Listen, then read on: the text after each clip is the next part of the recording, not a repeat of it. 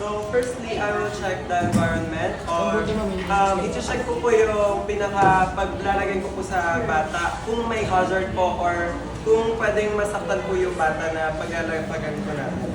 So ibababa ko po siya ng dahan-dahan. Then first, I will assess the situation. I-check ko po kung nagre-response pa po siya. Hey baby, are you awake? Baby, are you awake? So tinitol ko na po siya, tinap ko na po siya. Hindi ko po marinig po or hindi ko po malaman kung buhay pa po siya. So I will check his or her breath.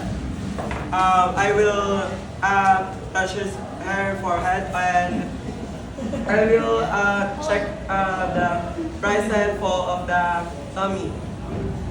So there is no response. So yung next po natin gagawin ay mag-call po tayo ng help. Kung nandito naman po kayo or kung may kasama kayo, pwede po kayong tumawag. Kayo, nandito kayo. So pwede kayo tumawag. Tapos ako na yung magsi-CPR since alam ko naman yung gagawin. So ipo-position ko na siya. Ayan na, naka-position niya. Tapos naka-position na rin ako. So hawakan ko na po yung forehead niya para po yung airway ay hindi po ma-block.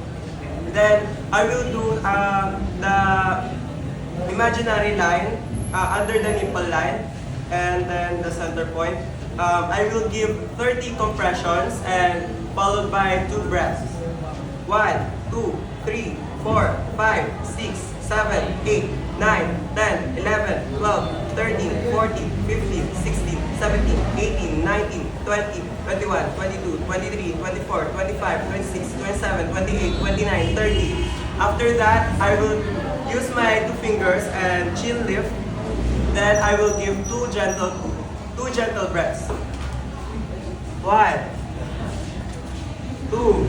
Then after that, I will repeat the cycle 4 more times.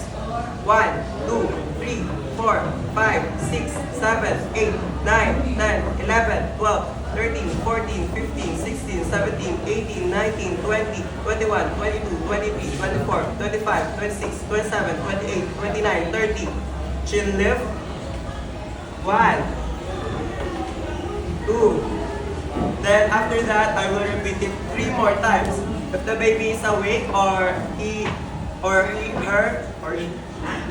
he gave a response or kung nabigay po siya ng signs na nabubuhay na po siya, then pwede nyo na po siyang isugod sa ospital. Kayo na mismo yung magsugod kung matagal pa po yung help. And kung hindi nyo naman po kaya or wala po talagang transportation na available, antayin nyo na lang po yung help na dumatay.